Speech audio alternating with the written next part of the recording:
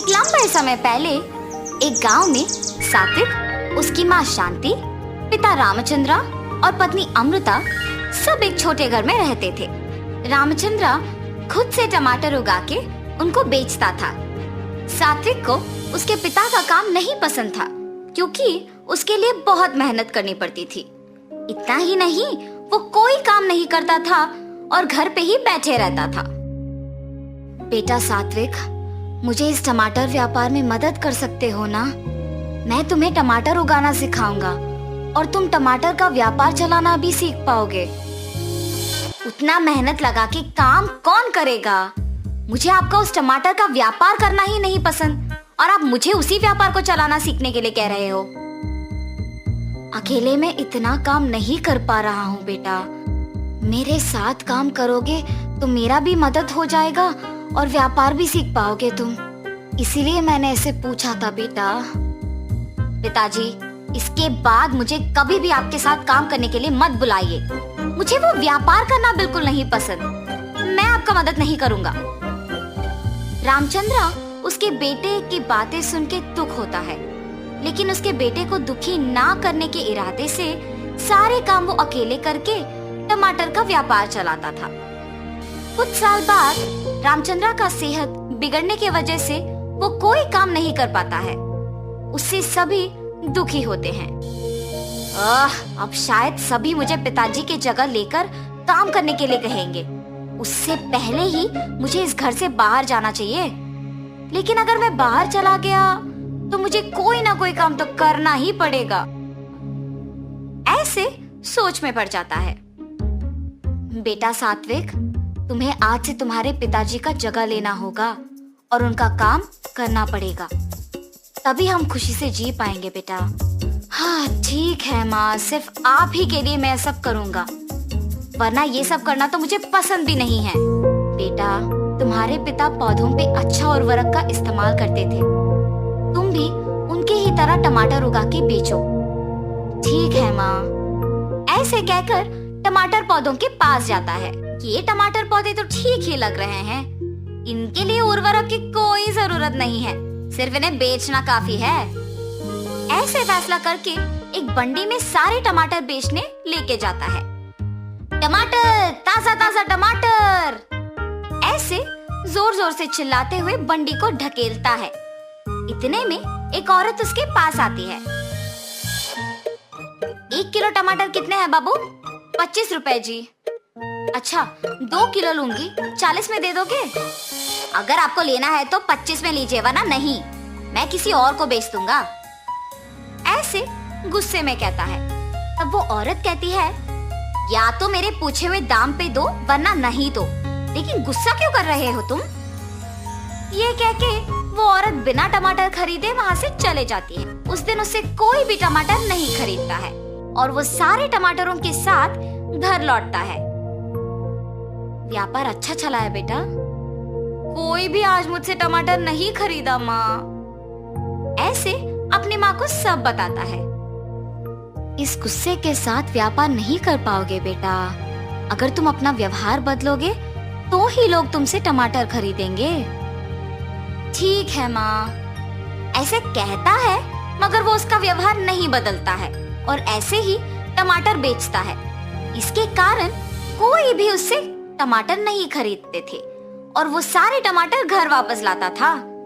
हर रोज टमाटर बेचे बिना वापस घर लाने पर उसकी माँ भी उसे कुछ नहीं कहती थी और पके हुए टमाटरों से अचार बना के बेचना शुरू करती है। उनका बनाया हुआ अचार स्वादिष्ट रहने पर बहुत लोग उनसे ये अचार खरीदते थे।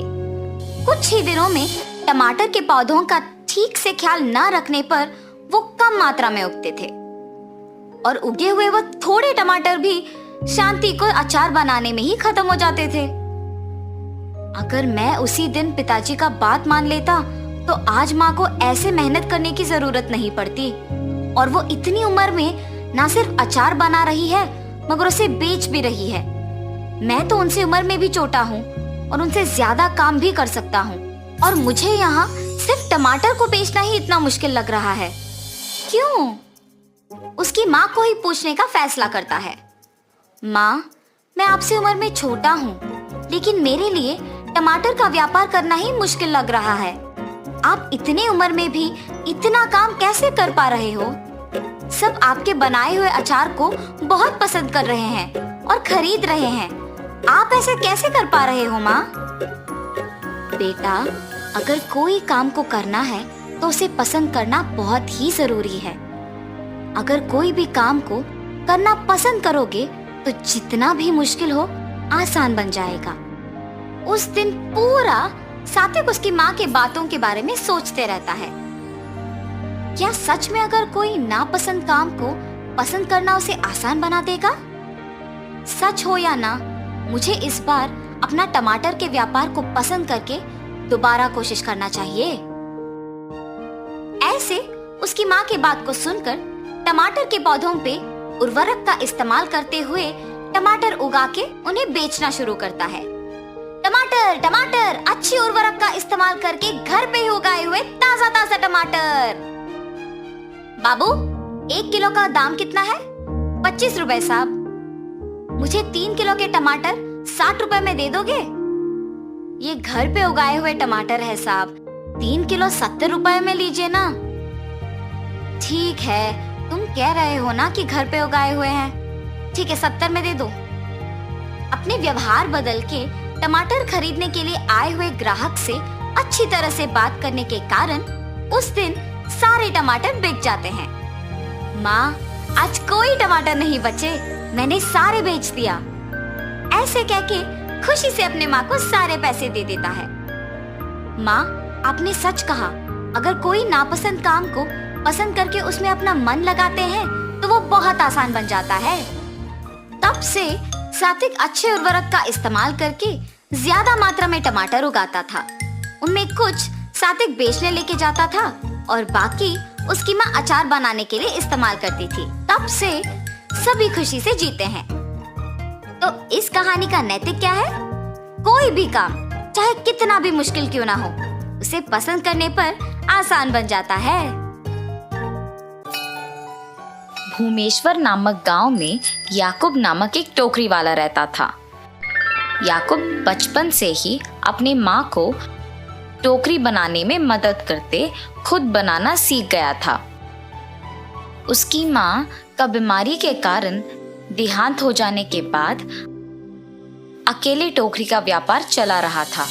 एक दिन में 25 से 30 टोकरी बनाने का सामर्थ्य बन गया था। हर रोज जंगल में जाकर टोकरी बनाने के लिए जरूरी चीजें इकट्ठा करके उनको दुकान ले जाके अपना काम शुरू करता था। जितने कर सकता था उतने टोकरी बना के बेचता था। आए हुए आमदनी से घर के लिए जरूरी चीजें खरीद कर बचे हुए पैसों को 2 अलग अलग पेटियों में इकट्ठा करता था।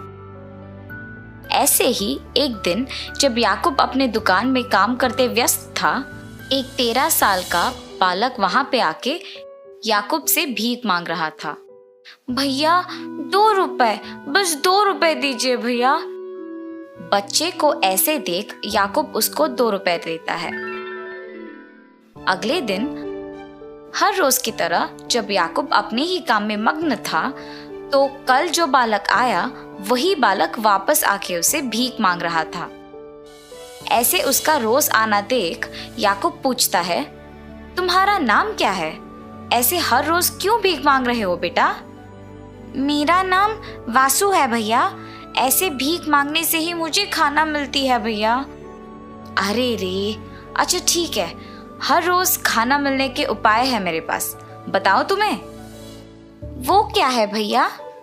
मैं तुम्हें टोकरी बनाना सिखाऊंगा और इतना ही नहीं, मैं तुम्हें दिन में 3 बारी खाना भी दूंगा। मेरे साथ रहते हुए काम करोगे?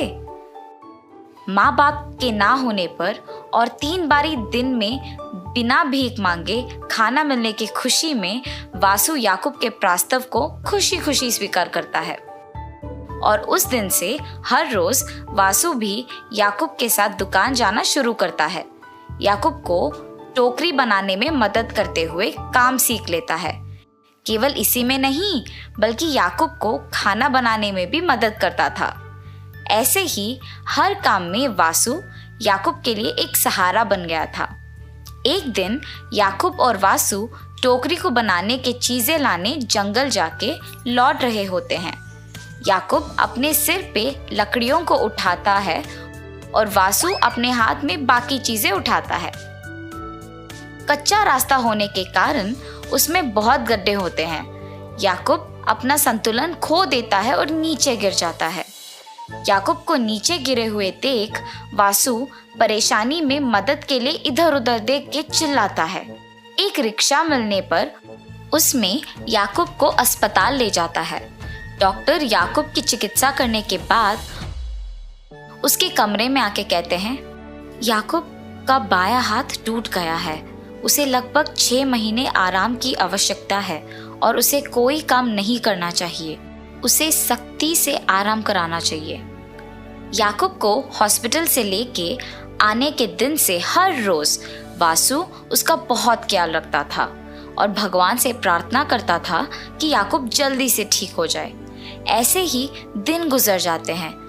बचाई गई सभी पैसे याकूब के अस्पताल के बिल, दवाइयाँ, घर के बिलों पर खर्च किए जाने पर और सारी बचत सिर्फ 2 महीने में खत्म हो जाने पर उन दोनों को पता नहीं चलता है कि आगे क्या करें। मैं वापस काम शुरू कर देता हूँ। हमारे पास खाने के लिए तक पैसे नहीं हैं। आपकी चिकित्सा को हुए कम से कम 2 महीने भी नहीं हुए पूरे। जब तक आप 6 महीने तक आराम नहीं करेंगे तब तक आप पूरी तरह से ठीक नहीं हो पाएंगे।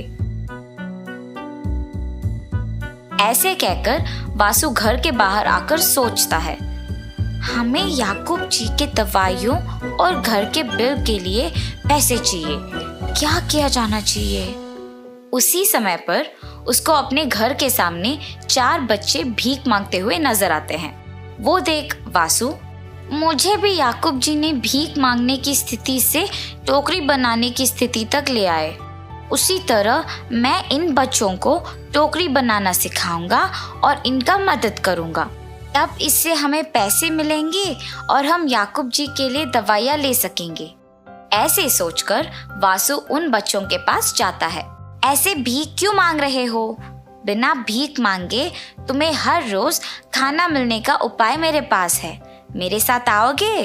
3 बारी खाना खाने की आशा में बच्चे वासु का कहना सुनकर आते हैं और टोकरी बनाना सीखने के लिए आते हैं। वासु उनको सिखाने के लिए अपनी तरफ से बहुत कोशिश करता है, मगर वो बच्चे श्रद्धा नहीं होने पर सीख नहीं पाते और अंत में उन्हें सिखाने के दौरान वासु खुद कुछ टोकरियां बनाता है और जो पैसे उससे मिलता है उसे बचाता था। ये सब देख के वो बच्चे कोई ना होने के समय पे आके वो पेटी खोल के पैसे लेके वहां से भाग जाते हैं। हर रोज की तरह जब वासु दुकान खोलने आता है तो देखता है कि दुकान पहले से ही खुली हुई है। अंदर किसी के ना होने पर परेशान होता है और अंदर जाता है। पैसों के पेटी थोड़ा खुला होने के कारण वो उसे पूरी तरह से खोलता है और उसे खाली देख के वो घबरा जाता है। फिर वो समझता है कि निश्चित रूप से उन 4 बच्चों ने ही लालच के कारण पैसे चुराए होंगे। वो हर जगह उन्हें खोजता है, सभी गलियों में, लेकिन वे कहीं नहीं मिल रहे थे। इसके साथ वो घर लौटता है, बहुत निराश होते हुए। रोते हुए घर आए वासु को देख, क्या हुआ वासु, क्यों रो रहे हो?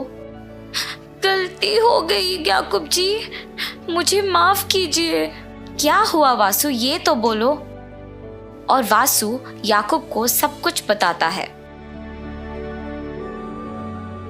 रोना मत वासु, तुमने एक अच्छी सोच से उनकी मदद करने की कोशिश की और पैसों के लालच में वो लोग चोरी करके भाग गए। इसमें गलती उनकी है, तुम्हारी नहीं। अच्छे लोगों को अच्छा ही होता है। ऐसे वासु को याकूब ने समझाया। याकूब के बचत के थोड़े पैसे वासु को देकर टोकरी बनाने की चीजें लाने कहता है। वासु के लाए चीजों से टोकरी बनाने में याकूब से जितना हो सके उतना मदद करता है और वासु को अपना साइकिल देके टोकरियां बेचने बाहर भेजता है। और ऐसे ही दोनों से जितना हो सके उतना काम करके पैसा कमा के खुशी से जीते हैं। इस कहानी का नैतिक है, ये जरूरी नहीं है कि गलत करने वालों से हम अच्छे से ना पेश आए। उनके बर्ताव से उनका स्वभाव पता चलता है और तुम्हारे बर्ताव से तुम्हारा स्वभाव पता चलता है। दूध वाला। बिकनूर नामक एक नगर में रहता था एक राजा चंद्रसेना। उसका मंत्री कबीर सिंह उसके दूध का कारोबार संभालता था। उन्होंने बहुत सारे स्वस्थ गायों को पाला जो अच्छा और गाढ़ा दूध देते थे। ये दूध सारे गांव में बेचा जाता था।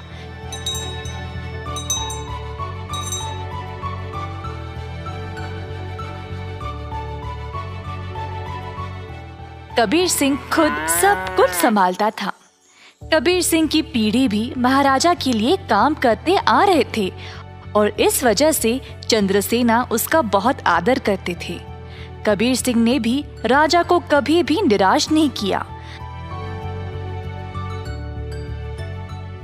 सारे गांव में उसका अच्छा नाम था। हर रोज कबीर सिंह खेत पर जाता था।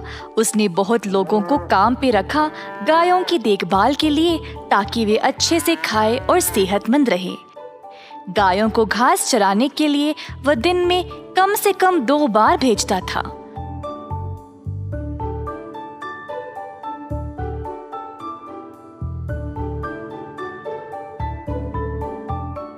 वह हमेशा ध्यान रखता था कि दूध साफ सुथरा रहे।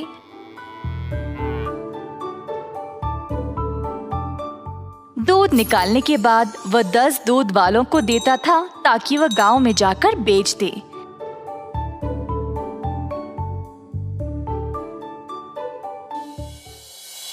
दूध वाले कबीर सिंह को पैसे देते थे और कबीर जाकर चंद्रसेना को। चंद्रसेना ने देखा कि कैसे कबीर ईमानदारी से काम करता था और उस पे पूरा भरोसा रखा। महाराज कबीर के साथ अच्छा बर्ताव करते थे और कबीर राजा के बारे में भी अपने बहनों को बताया करता था। एक दिन जब कबीर घर वापस आया तो उसने अपने बहनों को बहुत गुस्से में और परेशानी में देखा। क्या बात है, तुम सब इतने गुस्से में क्यों हो? हम तीनों की उम्र हो गई है शादी के लिए, पर क्या फायदा, शादी के लिए पैसे ही नहीं है। कपड़े और गहनों को छोड़ो, हमारे पास खाने पीने के लिए पैसे काफी नहीं है। मैं तुम लोगों के लिए ही इतना मेहनत करता हूँ, अगर इससे भी खुश नहीं हो तो मेरी सारी मेहनत ही बेकार हो रही है। आप तो महाराजा के मंत्री हो ना, पर आप अपनी आमदनी किसी भी जरूरतमंद को दे देते हो। और आप दूध का कारोबार भी संभाल रहे हो ना अकेले, उसमें भी कोई मुनाफा नहीं मिल रहा है आपको। ऐसा क्यों? शायद हमारी कोई फिक्र नहीं है, इसीलिए। तीनों बहनें रोने लगी और कबीर को बहुत बुरा लगा। अब तुम सब मत रो, मुझे बर्दाश्त नहीं होता। अब बोलो मैं क्या करूं? मैं वही करूंगा। वैसे आपको ज्यादा कुछ करने की जरूरत नहीं, आप दूध का सारा कारोबार संभालते हो ना। अगर आप उसमें थोड़ा पानी मिलाकर बेचोगे तो आप ज्यादा बेच पाओगे। हाँ, और अधिक दूध से आप ज्यादा मुनाफा भी कमा सकते हो। पर ये तो धोखा हुआ, मैं राजा के साथ ऐसा नहीं कर सकता। कबीर सिंह ने ऐसा करने से मना कर दिया था, पर उसकी बहनों ने उसको भावुक करके जैसे तैसे उससे ये काम करवा ही दिया। कबीर सिंह अक्सर कमाए गए पैसे राजा को देता था और बाकी के पैसे अपनी बहनों को देने लगा। मुझे ऐसा करना नहीं पसंद, ये आखिरी बार है, इसके बाद मुझे ये सब करने के लिए नहीं बोलना। कबीर की बातें सुनकर बहनों ने उसको पैसे वापस किए और घर छोड़कर जाने का नाटक करने लगी। कबीर के पूछने पर तीनों ने धमकी दी कि वे घर छोड़कर चले जाएंगे। मजबूर होकर कबीर को उनकी बात माननी ही पड़ी। कमाए गए पैसे राजा को देकर अधिक पैसे अपनी बहनों को देने लगा। ये सिलसिला कई दिनों तक चलता रहा। कुछ ही समय में कबीर की बहनें नए नए साड़ियां और गहने खरीदने लगी और अच्छा खासा खाने भी लगे। उनकी जिंदगी ही बदल गई। घर पर बैठे बिना तीनों सज धज के बाहर घूमने लगे, सबके आगे दिखावा करने के लिए।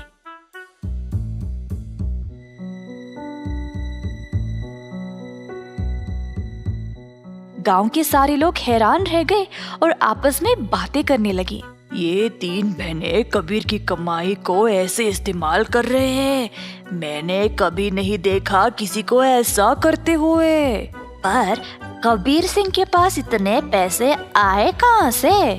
सब लोग कबीर के बारे में बातें करने लगे और बाकी के मंत्री कबीर की कमाई पर ईर्ष्या करने लगे, तो इस बात पर जांच करना शुरू कर दिए। जल्द उनको सच पता चल गया कि वह दूध में पानी मिलाकर बेच रहा था।